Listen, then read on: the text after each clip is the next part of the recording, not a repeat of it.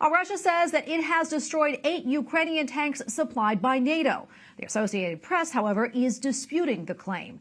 A video released by the Russian embassy in Washington shows a large object blasted by a guided missile. Russia says several tanks supplied by Germany were destroyed. The AP says the video shows the destruction of farm equipment.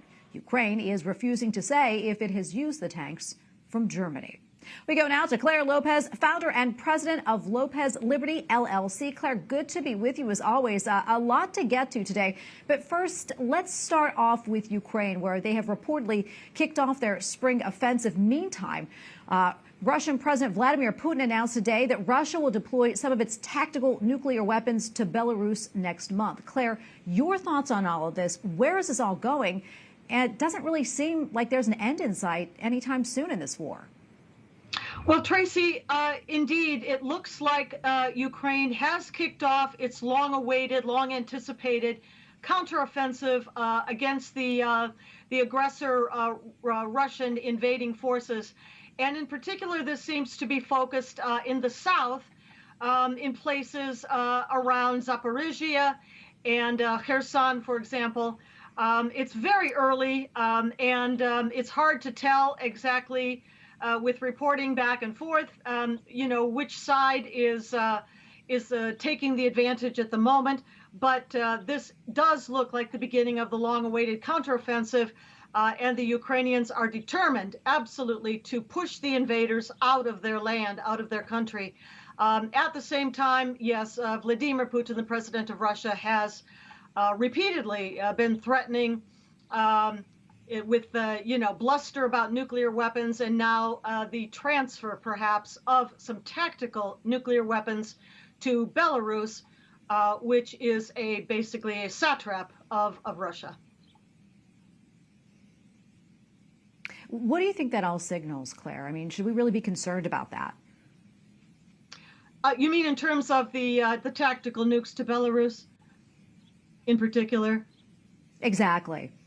I don't think that, I really don't think that the Russians would actually use those tactical nukes. I think they are using the threat of them, and this goes back a long way in this conflict, which began with the Russian invasion in February of 2022.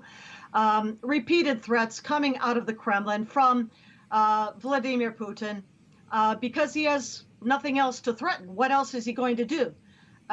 He's not winning. He's being pushed back along a wide front in eastern Ukraine. Bluster and bluff about tactical nukes, I think, are one of the last things he has left to try. Claire, I want to kind of focus closer to home here in the United States. Cuba apparently has given China permission to put a spy facility on the island nation, essentially enabling the CCP in part to eavesdrop on electronic communications here in the U.S. Talk to us a little bit more about this. What more do you know, and how concerning is it?